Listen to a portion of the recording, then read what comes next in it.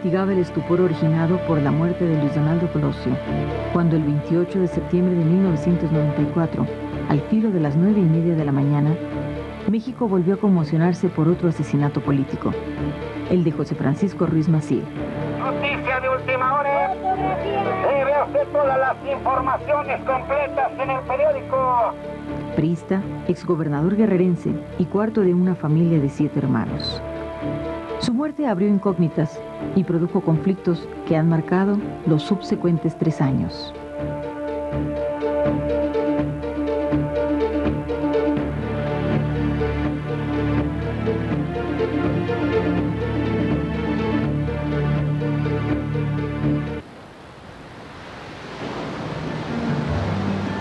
Desde el principio de su historia, parecería que la familia Ruiz Massieu fue atrapada en los hilos de la política, la pasión y la muerte. El doctor Ruiz Quintanilla arribó a Acapulco con su esposa Refugio Massieu en la época de los 40. La estancia, que sería temporal, se convirtió en permanente. Allí crecieron sus 7 hijos: Armando, Wilfrido, Roberto, José Francisco, Marisela, Mario y Arturo. En 1963, el diario El Trópico, donde colaboraba doña Refugio, publicó que uno de los 7 hermanos, Wilfrido, había sido detenido por el delito de violación a una menor de edad, llamada Lucille Janet Corral Briones, de 14 años, quien vivía con su papá y su hermano a pocas cuadras de la casa de los Ruiz Massieu, ubicada en Río Balsas número 19, Colonia Vista Alegre. El hecho llevó a doña Refugio a hacer precisiones públicas por medio de una carta abierta en el propio periódico. En ella destacó que el incidente se había dado 3 años atrás, cuando Lucille Janet y Wilfrido tenían 14 y 17 años de edad. Enfrentadas ambas familias, convinieron sin embargo en que Wilfrido podría asumir una responsabilidad matrimonial después de terminar sus estudios de medicina. El padre de Lucille Janet, Víctor Manuel Corral Guacuja, al ver que el joven continuaba su vida y tenía una nueva novia, se presentó ante el Juzgado Segundo Penal para exigir que se cumpliera la oferta de matrimonio.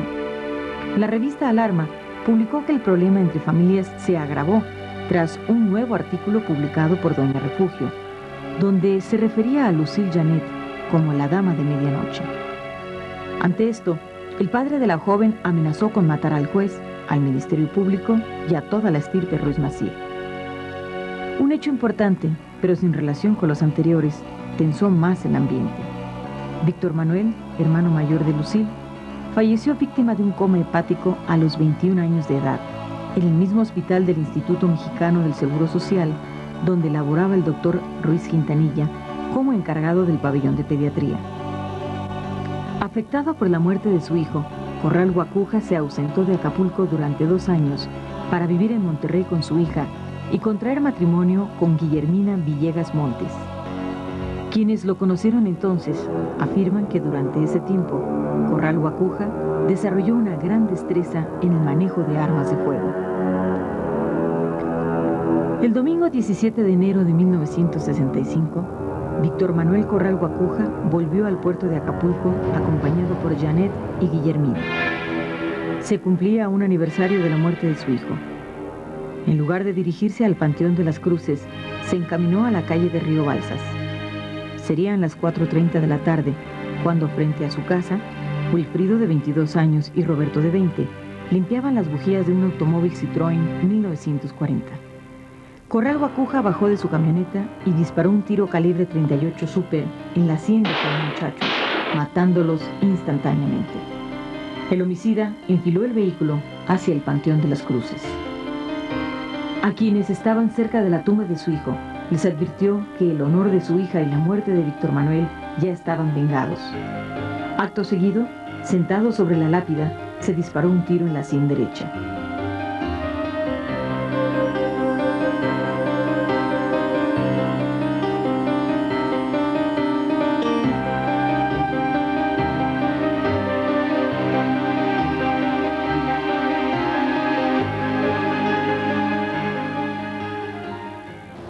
¿Usted conoció a Víctor Manuel Corral, aquel autor del primer crimen de los hermanos? Oh, sí, cómo no. Allí enfrente estaba su tienda. De eso, pues fue un crimen que en Acapulco creó mucha consternación, ¿no? La gente de la sociedad, porque en ese entonces eran de la alta sociedad de ellos. Su padre fue un buen médico.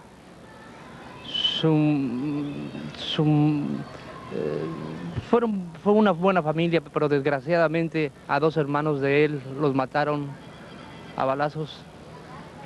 Y después lo mataron a él en la Ciudad de México. Fue una desgracia muy grande para toda la familia. A 3 hermanos mataron. No le puedo decir más porque son cosas íntimas que ya se pasan de... Los mataron por algo. El señor tenía un hijo que tuvo él, murió y era muy jovencito. El señor le afectó mucho la muerte de su hijo. El señor quedó un poco mal de sus razones facultativas porque no estaba bien. Y lo otro, pues eran otras épocas, no se veía con tanta frecuencia eso y él le afectó mucho, ¿verdad? Pero no, en realidad pues no era razón para matar y menos a los otros muchachos al otro muchacho que no tenía nada que ver. ¿Cómo eran Wilfrido y Roberto? Bueno, eran unos muchachos muy bien parecidos, particularmente Wilfrido, muy dichosos de vivir, muy alegres, muy bien identificados entre ellos dos. Había una enorme vinculación anímica entre uno y otro. Wilfrido estudiaba cuando murió 3.º o 4.º año de la carrera de medicina y Roberto iba en 1.º o 2.º año de la de ingeniería biomédica. ¿Cómo se entera usted de la muerte? ¿En dónde estaba? Como cosa rara, eran los primeros, a mediados del mes de enero del 65, y estaba yo en México, acaba de terminar un curso para irme al servicio social de la carrera de médico cirujano, y José Francisco también estaba aquí en México. No estábamos juntos cuando nos avisaron, yo estaba en casa de unos tíos, él no recuerdo dónde estaba. Lo que sí recuerdo como terriblemente doloroso es el abrazo que nos dimos cuando nos encontramos, ya sabedores de la noticia, en una pequeña calle de la Colonia del Valle que se llama Grajales Robles, en un abrazo que nos fundimos y nos quedó marcado para siempre. ¿Cuál fue la reacción familiar después de la dolorosa muerte de sus 2 primeros hermanos? Yo creo que en el marco de una defensa anímica, tuvimos una reacción muy especial porque prácticamente dejamos de hablar de ellos y guardamos las fotos en los cajones hasta hace unos cuantos años en que volvimos a sacarlas. Considero yo que fue una reacción psicológica de defensa lo que nos hizo tener una reacción tan especial. ¿Su mamá? ¿Cuál fue la reacción?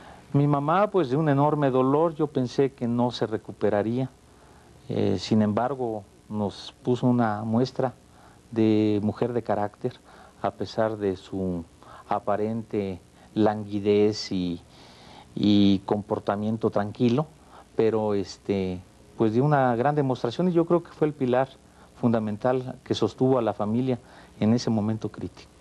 Esa muerte, doctor, encabezó las primeras planas de algunos diarios. Sí, no porque fuéramos una familia destacada, éramos una familia de un médico de provincia y no más de eso, pero en esa época uno de mis tíos era el hermano menor de mi madre, era director del Politécnico y entonces la muerte de mis 2 hermanos en alguna forma hizo que se alcanzara la primera plana de los periódicos, pero en una nota roja, y eso me trae a la memoria pues una promesa que hizo José Francisco ante mi madre, en donde le señaló que se comprometía con ella a que saltaría de la página roja el apellido a las primeras páginas de los periódicos, pero por otras razones.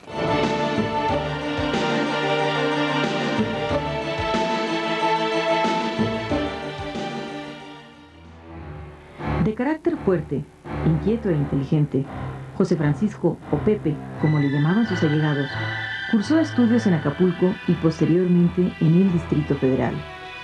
Impartiría clases en una vocacional a estudiantes de su misma edad mientras terminaba la preparatoria en el Centro Universitario México. Estudió leyes en la UNAM, a la vez que obtenía la licenciatura de Historia en la Universidad Iberoamericana. A los 24 años, estaba casado ya con Adriana Salinas de Gortari, hija de quien era entonces secretario de Comercio. Junto con Manuel Camacho Solís y su cuñado Carlos Salinas, José Francisco fundó la Asociación Civil y Política Profesión Revolucionaria. Priista desde su ingreso a la Facultad de Derecho, catedrático de la UNAM, con posgrado de Administración Pública en Essex, Inglaterra, en 1972 ingresa al Infonavit.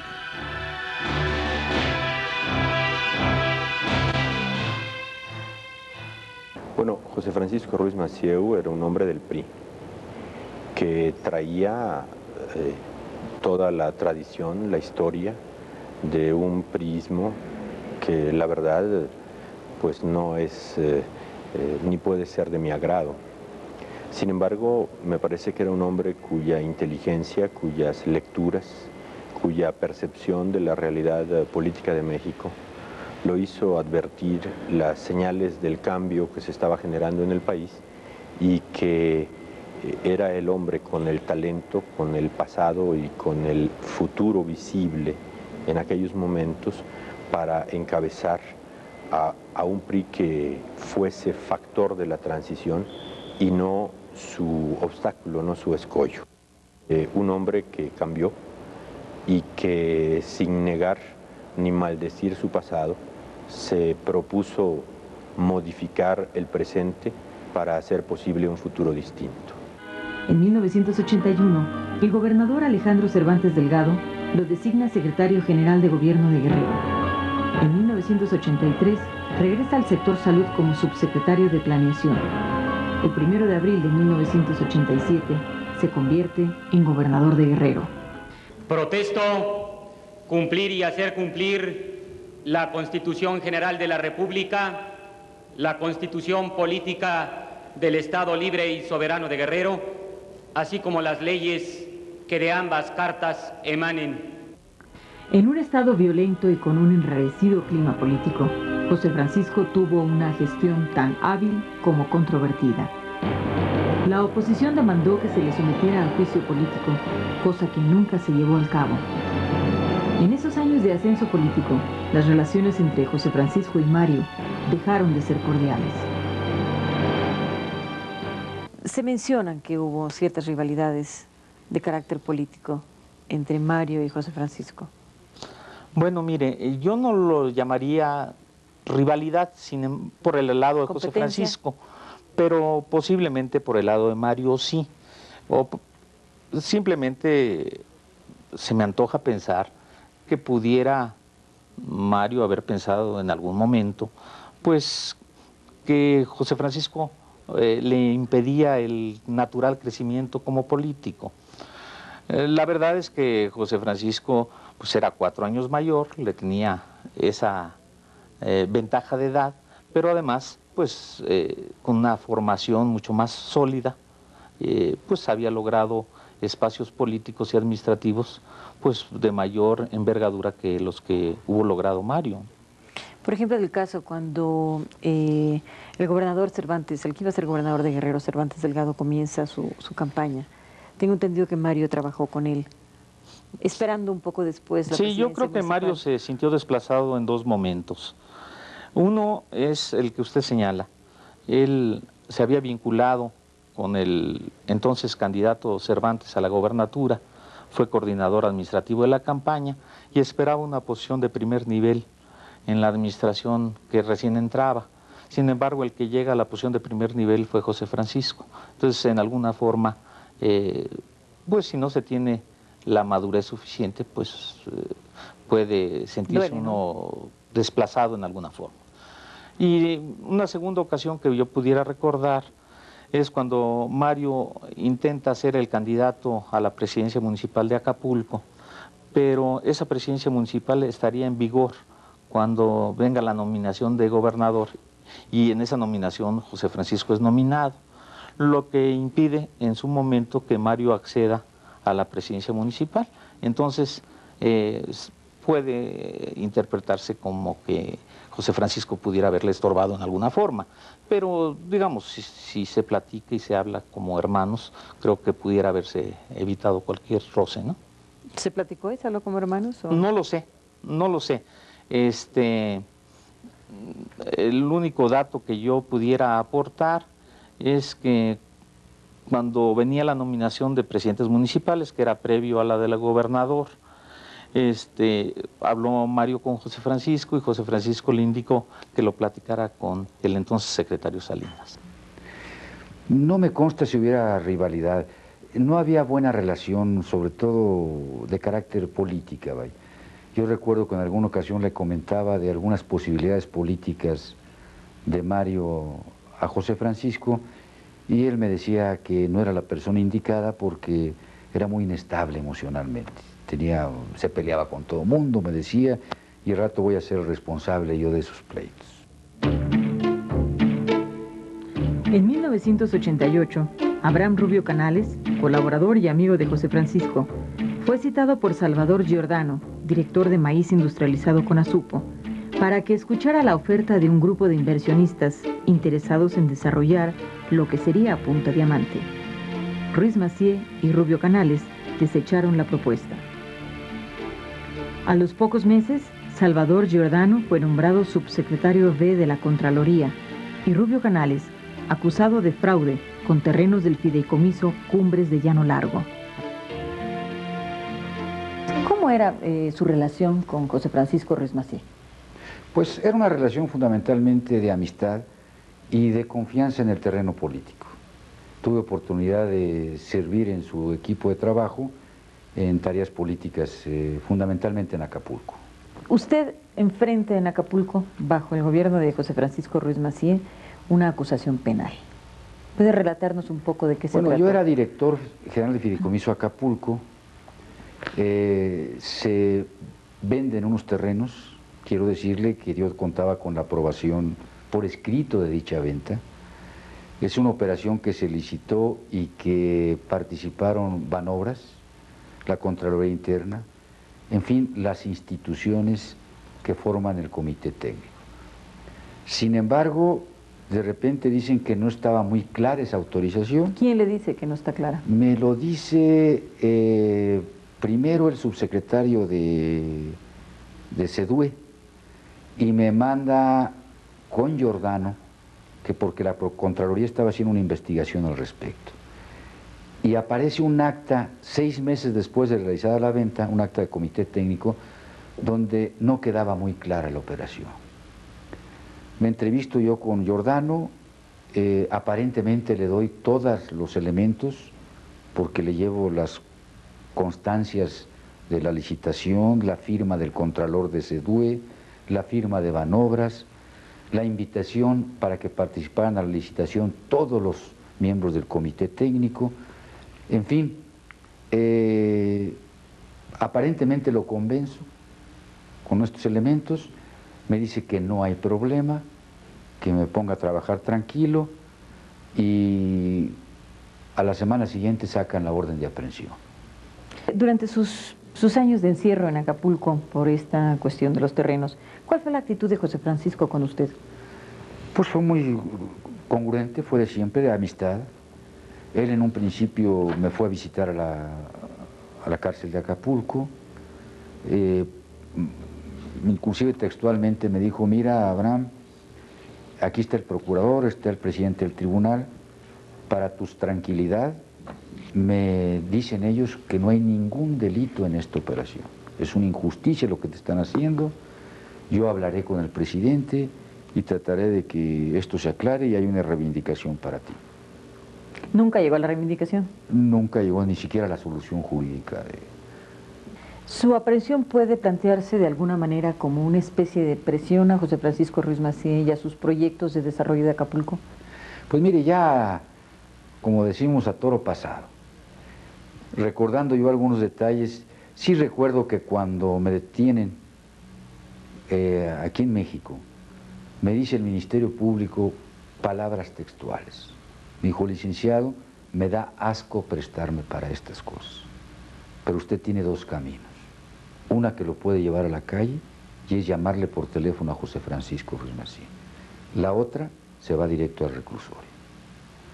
Pues le comenté que Ruiz Massieu no tenía que ver nada en la operación. Mi entidad era inclusive de carácter federal. No le llamé y fui a dar al reclusorio 3 años y medio por esa operación.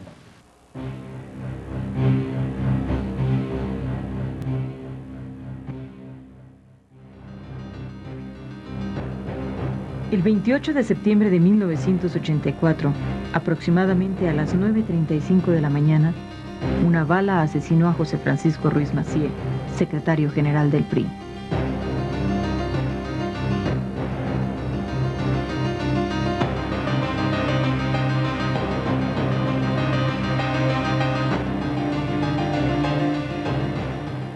¿Cómo fue que se entera usted del atentado de José Francisco? Yo estaba fuera de México, estaba en Cuernavaca en una reunión de trabajo en el Instituto de Salud Pública y me llega un VIP de parte de uno de mis compañeros de trabajo que me hacía saber que José Francisco había sufrido un atentado. Me comuniqué por el celular, ya me dieron los datos. Desafortunadamente yo no tenía coche, yo había llegado a Cuernavaca, me había dejado el chofer y se había ido. Entonces fueron realmente pues minutos de terrible intensidad y desgaste, esperando que llegara el coche que iba de México hacia Cuernavaca a recogerme. Pues no tenía yo mayor información, la información completa la tuve en el momento que llegué a la casa. De mi casa me trasladé al hospital, pues llegué al mismo tiempo que Marisela, que llegaba en helicóptero en ese momento a la Cruz Roja, y de ahí la trasladaron al Español. Pues un enorme desorden, una gran tristeza, una frustración también terrible. Me encontré amigos míos que habían llegado antes que yo, compañeros de trabajo, y inclusive alguno de ellos me relató una escena en donde estuvieron solos el presidente Salinas y el entonces presidente electo Ernesto Zedillo, el presidente Zedillo, y donde él manifestaba, el presidente Zedillo manifestaba que a ese precio no deseaba ser presidente. O sea, por la televisión, ¿recuerda usted que se hablaba de un atentado contra un alto funcionario del partido? ¿Usted estaba en la cárcel? Yo estaba en la cárcel en Acapulco. Poco a poco se va clarificando y desgraciadamente se confirma que era José Francisco. El crimen de José Francisco levantó una serie de controversias desde el inicio. Hubo dos periodistas, Antonio Saliano Leiva y Nicolás López Maldonado, que lo buscaron a usted. Incluso hay un acta del Ministerio Público levantada al respecto. ¿Por qué lo buscaron y para qué, doctor? Básicamente ellos me señalaron, ellos me buscaron, no recuerdo exactamente qué fechas, pero debe haber sido a principios del mes de noviembre.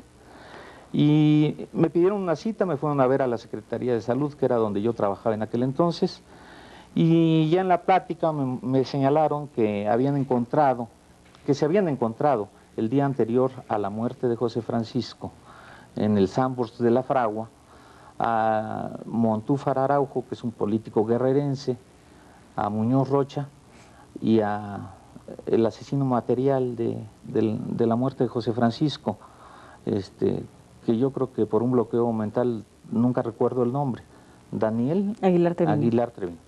Y que habían tratado de dar esa información a la Procuraduría, pero que habían encontrado dificultades para poderlo hacer. Y entonces, ¿Pero cuáles fueron esas dificultades? Pues que no los recibían o no les daban cita, o básicamente no los recibían. Y entonces que pues ellos querían hablar directamente con el subprocurador, que para eso acudían conmigo. Yo intenté ayudarles, me dieron una cita para ellos, pero después ya no los volví a ver. Entonces, como yo no tengo conocimiento de lo documental del proceso, no sé si se dio o no se dio la cita. Aparentemente no se dio. Antes de la muerte de José Francisco, 1 o 2 días antes, alguien también vio en la oficina de Hugo Andrés Araujo a Manuel Muñoz Rocha. ¿Puede usted hablarnos un poco de esto?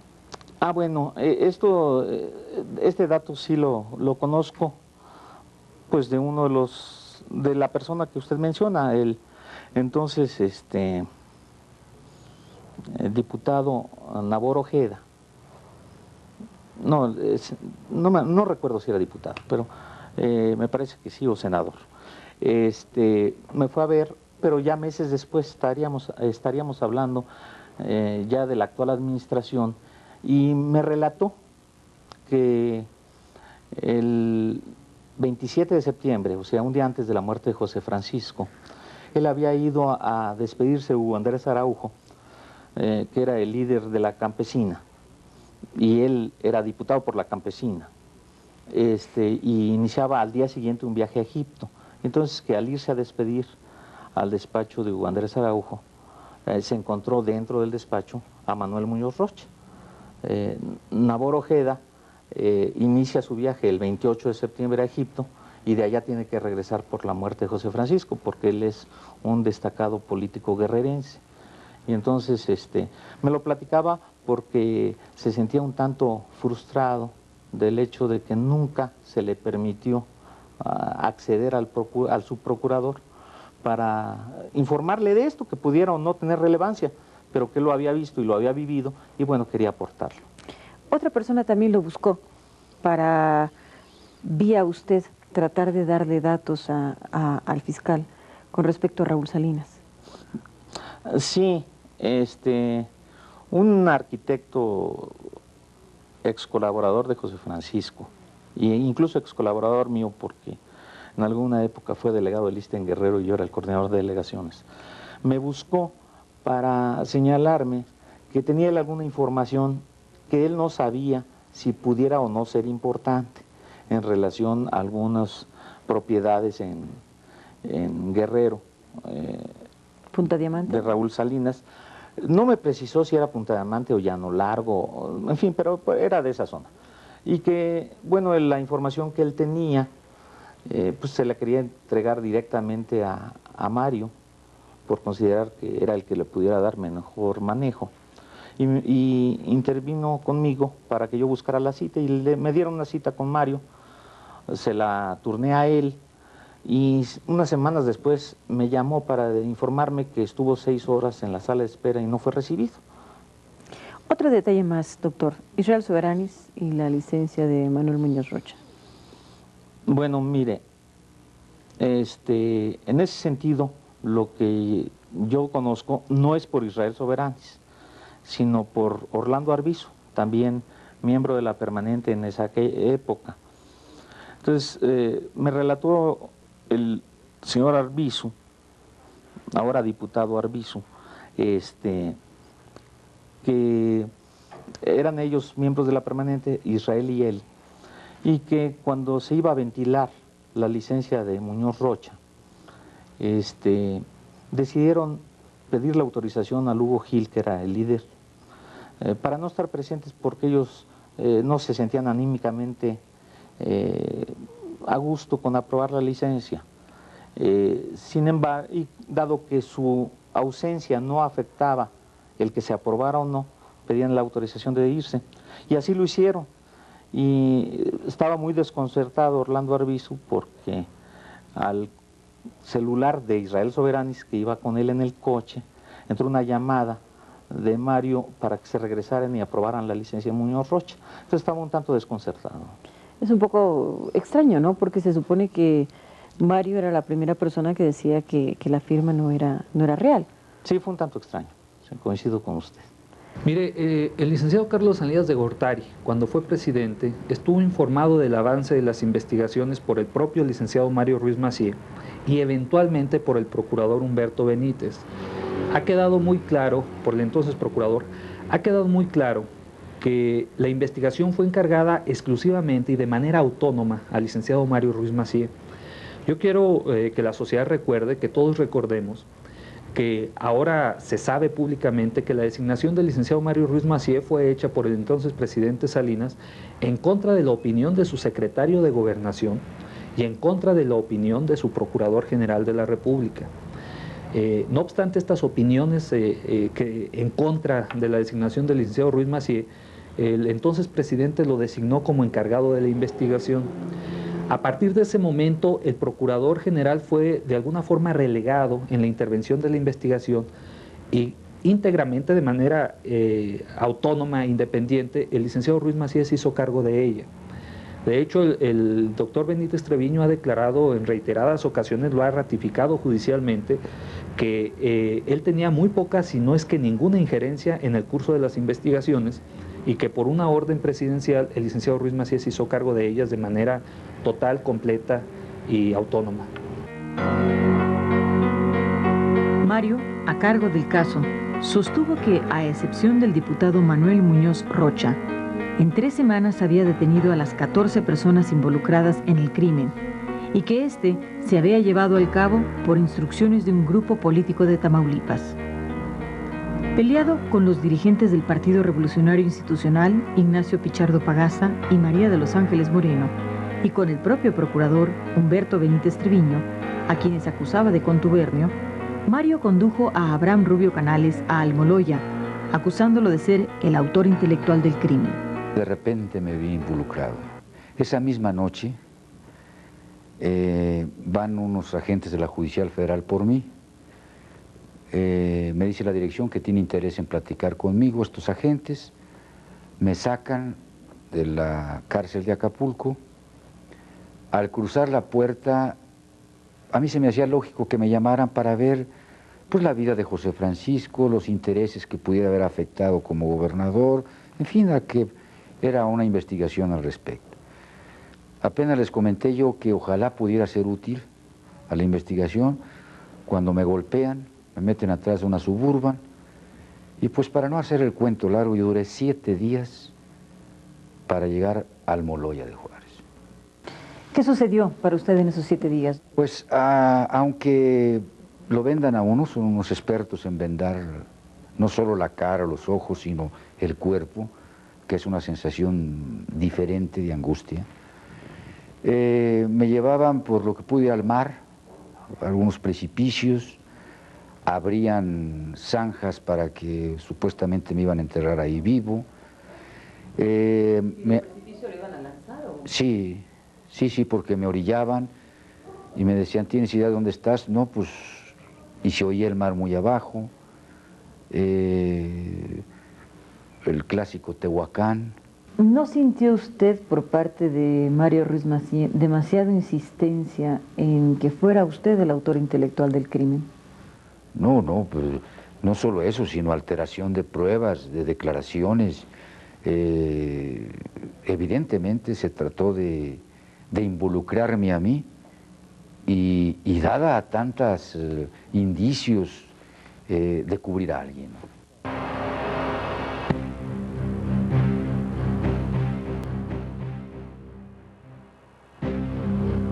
El 23 de noviembre de 1994, en medio de la controversia y acusando del crimen de su hermano a un grupo político que jamás definió, Mario Ruiz Massieu renunció a la subprocuraduría y al Partido Revolucionario Institucional. Antes de irse, dijo que poseía información sobre el crimen, misma que iría poco a poco haciendo del conocimiento del público.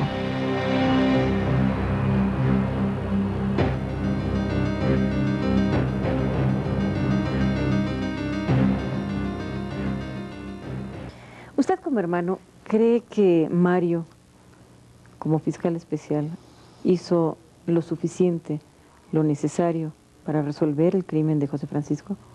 Yo lo vería en 2 partes.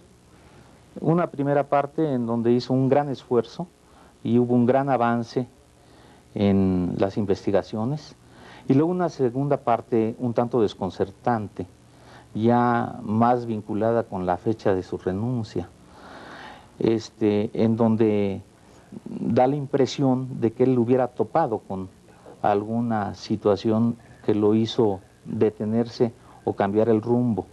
Inclusive pudiera ser esta la razón de que hubiera renunciado, no lo sé. ¿Desviar la investigación en un momento dado? Bueno, yo no me atrevería a señalarlo como tal, porque no he estado imbuido en el proceso. Sin embargo, en las pláticas, 2 ocasiones que hablé con el licenciado Chapa, y hace relativamente poco con el subprocurador Ramos Rivera, manifestaban ellos que sí había habido alguna línea en cuanto a retirar el nombre de Raúl Salinas de los documentos y de las declaraciones ministeriales. A esto me refería yo, de que se hubiera topado con alguna situación que no pudo manejar. Y esa situación pues puede haber sido una verdad difícil de afrontar.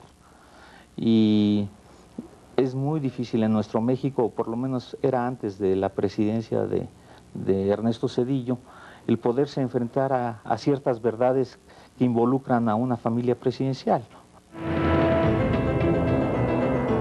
En febrero de 1995, siendo procurador el panista Antonio Lozano Gracia, las investigaciones del fiscal Pablo Chapa Besanilla condujeron a que Raúl Salinas de Gortari fuera detenido como sospechoso de ser el autor intelectual de la muerte de José Francisco Ruiz Massieu. Me encontré una serie de situaciones que habían demeritado o estaban en un proceso inmediato de demeritar la credibilidad de la institución de Procuración de Justicia en torno a ese caso y en torno pues, a todos los casos que se estaban ventilando. Aquel problema de la osamenta sembrada, aquel problema de las videntes, estaba en su apogeo, entrecomillado, cuando recién llegué aquí. Y me encontré un proceso que había sido llevado pues con mucho entusiasmo, pero también plagado de errores de tipo técnico que en la medida de lo posible hemos tratado de ir subsanando.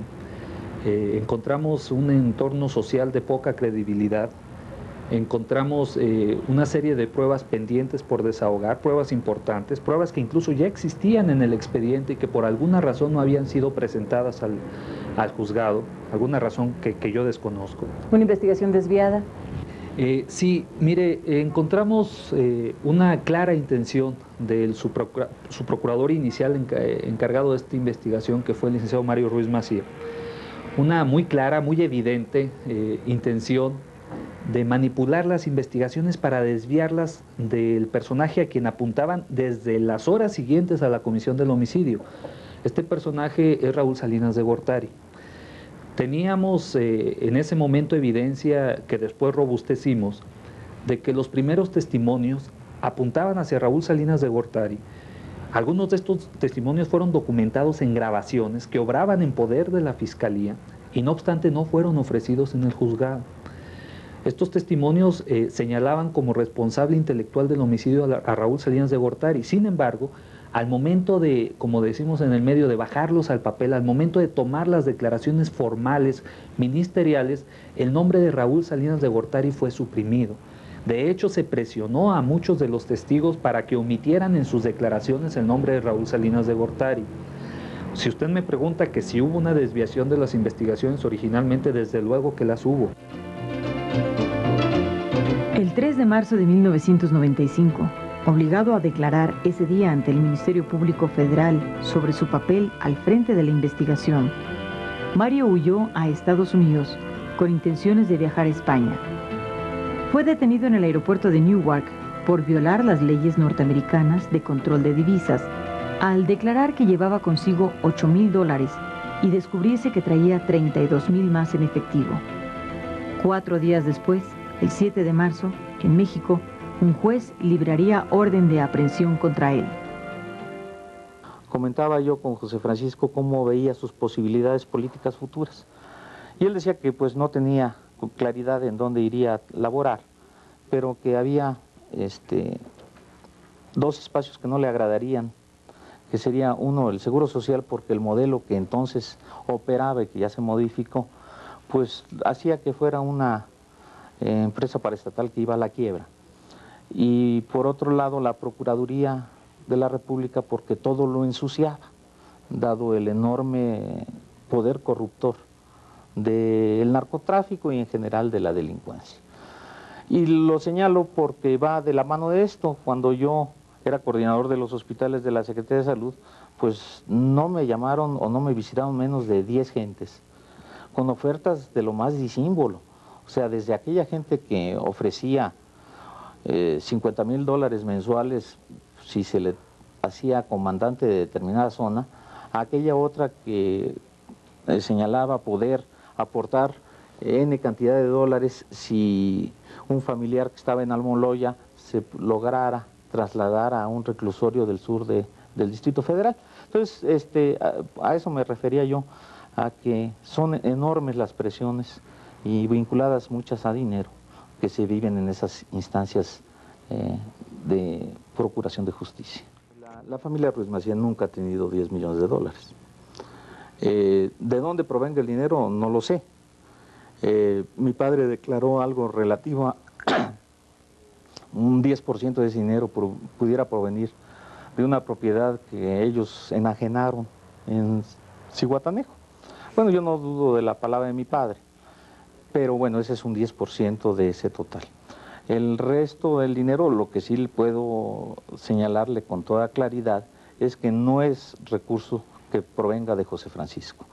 Ni él amasaba en efectivo esos montos, ni hubiera depositado en Estados Unidos en una cuenta a nombre de Mario el dinero.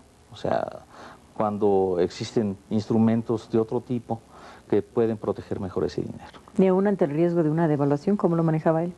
No, ni aún ante el riesgo de una devaluación. Porque pues hay sociedades anónimas, o incluso existe su esposa y sus hijas, claro. Y se me haría más lógico ponerlo a nombre de las hijas o de la esposa, ¿no? Mario nunca ocupó un lugar así en la familia para que en un momento dado, no sé, se le confiera administrar una cantidad de ese tamaño. No, nunca jugó ese papel dentro del ámbito familiar, y por el contrario, los hermanos nunca hemos establecido relaciones comerciales de ningún tipo, ¿no? O sea, nos hemos mantenido en líneas por separado de los recursos que cada uno de nosotros pudiera llegar a tener. En el sentido que el dinero es de la familia, Mario entonces está mintiendo. Bueno, por lo menos si yo soy parte de la familia, ese dinero no es mío y estoy casi plenamente seguro que tampoco correspondería a José Francisco.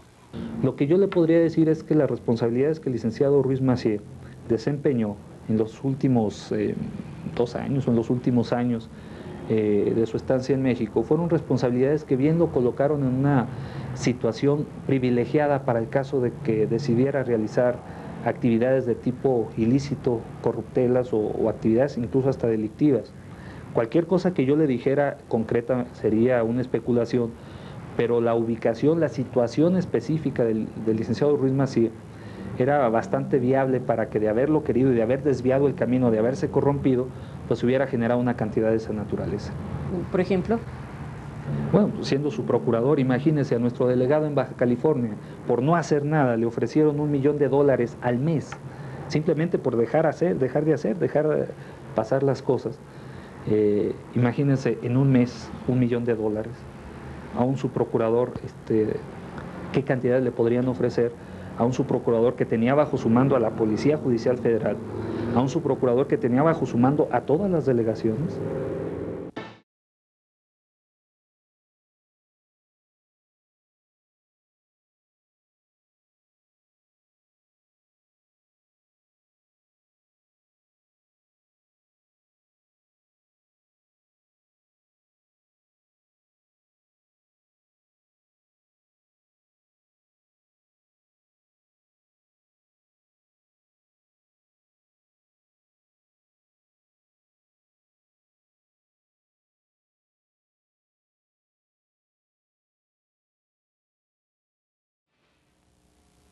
Carlos Salinas de Gortari, presidente en aquel entonces, le pide usted un poco una terna, ¿no?, de quiénes serían viables para presidentes. Yo creo que sencillamente me dice, bueno, ¿quién podría ser?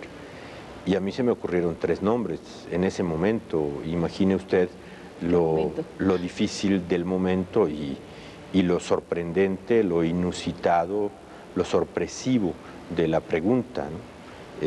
Pues fueron los que se me ocurrieron, 2 exgobernadores, conocidos y estimados en el PRI, como eran José Francisco y el licenciado Pedro Joaquín Caldwell, y el doctor Zedillo, por el papel que había desempeñado en el gabinete y por el papel que desempeñaba en la campaña, y por una razón adicional más de orden legal, porque no tenían el obstáculo constitucional de haber dejado un cargo obligatoriamente dejable, si así se puede hablar, para asumir una candidatura en un momento en el que no era posible ni podría haberse tolerado una reforma constitucional solo para facilitarle las cosas al PRI, habría sido un candidato natural a ir a la Secretaría de Gobernación en el año y medio finales del primer trienio del doctor Zedillo, cosa que sin duda lo hubiera dejado en una situación adecuada para promover desde ahí